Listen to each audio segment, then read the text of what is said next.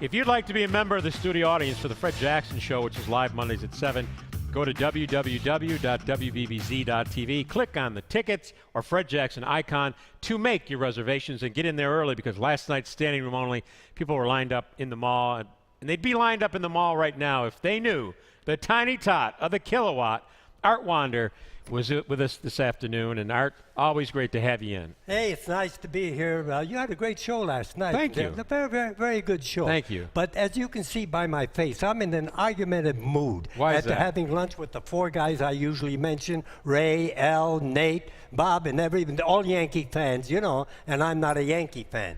But the other thing that's happened, as far as I'm concerned, all the euphoria of last week with the Buffalo Bills, the Pegula purchase, Jim Kelly, cancer-free, etc., was great, fantastic. But now we're on the threshold of a big game against the San Diego Chargers, and it's going to be a battle, as I said before, a couple of months ago, between Nate Hackett and Frank Reich, That's the right. smartest guy in football. The guy has a brain, so he's going to do well. We've got an offensive coordinator, you know, that did a great job, a wonderful, magnificent job getting the Bills into the no zone.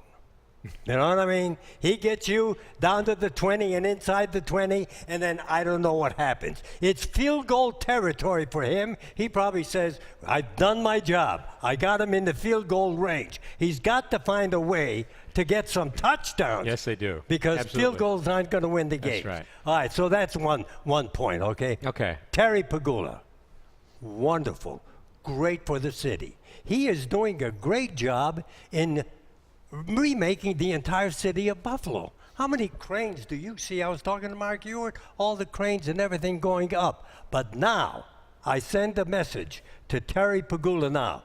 Don't let these bushwhacking owners blackmail you.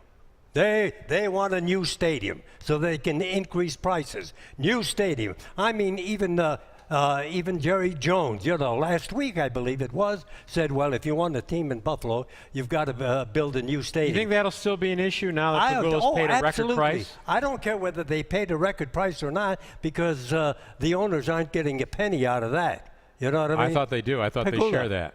No. They just share in the ticket revenue. No, but I thought the owners also share in the purchase of the team. If a person moves the team somewhere else, Oh, well, then they can set a price of $200 million or so if they relocate the team. And you're confident in that information? I'm confident in that. Oh, Well, okay. I'm quite confident of that. Yeah. But Terry Pegula, do not let these owners get under your skin and demand. It's not a case of building a new stadium or not. Who are they? Who is Jerry Jones and all the rest of these yo-yos to tell Buffalo what they're going to do, or else you might lose the team? The other thing is, where were they when all of a sudden Green Bay was going to refurbish their stadium? I didn't hear any of those owners say, no, build a new stadium. Kansas City. And they're not even in Kansas City. I didn't hear these owners say, build a stadium downtown. They didn't say a word about that. So why do you think they're picking on Buffalo? Huh? Why do you think they're picking on Buffalo? Because they are money-hungry vultures. Big time, Bob. I mean, they're going to make your gray hair grayer the way they're going. It doesn't have any further to go. And I say to Terry Pegula, shove it to him very simply, okay? Don't do like the Buffalo Sabres, all right? If a new stadium is built, do not increase the prices of tickets. I'm serious. Okay. Really? I believe you. Well, what do you think a Pegula ownership means for this franchise? It's a world of difference.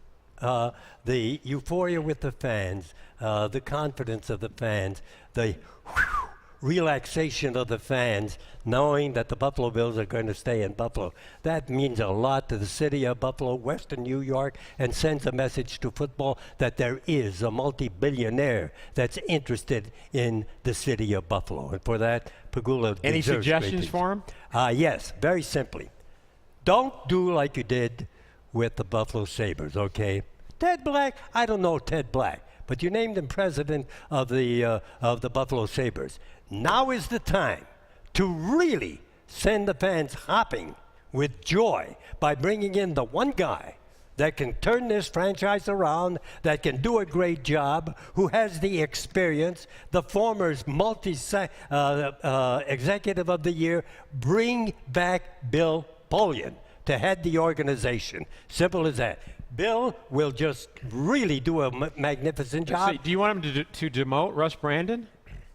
No, because, Terry Pagula, he'll take care of Russ, as far as I'm concerned. As I mentioned earlier, if Russ was single, he could romance Mary Wilson, and get himself $1 billion.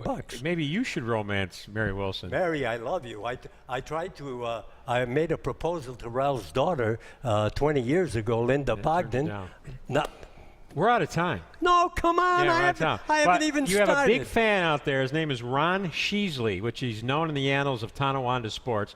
And Ron never misses a show when you're on, so I want you to say hello to Ron Sheasley. Ron Sheasley. Sheasley. Ron Sheasley, you are showing Tonawanda, North Tonawanda, and that entire community that you have the intelligence, the smartness, the wherewithal to say, Art Wander is my boy. Is that good enough? That's great. Huh? That's great. We'll have to put that on a little DVD for him. There you go. The Tiny Tot of the Kilowatt, a member of the Buffalo Broadcast Hall of Fame. There's a broadcaster's dinner Thursday night. Are you going to attend? Buffalo Broadcaster, yeah, they're inducting the people. They always like to bring back the former honorees. Yes, by the way, I got a nice email from Bill Polian. Really? Yeah. Why? Very nice email. Apparently he saw the article on the website that I posted, Bring Back Polian, in the open letter. Really? He reads that. And his son, because there was that thing that, he'd insist on bringing his son in as GM. Won't happen. Brian is the head coach of Nevada University, undefeated right now. Yeah, well, he's got the other interest. son. He's got the other son who was Chris, who was the GM in Indianapolis. But that's for another show. I gotta go break. He knows his stuff. We'll be back. A tribute to Ralph Wilson when we return.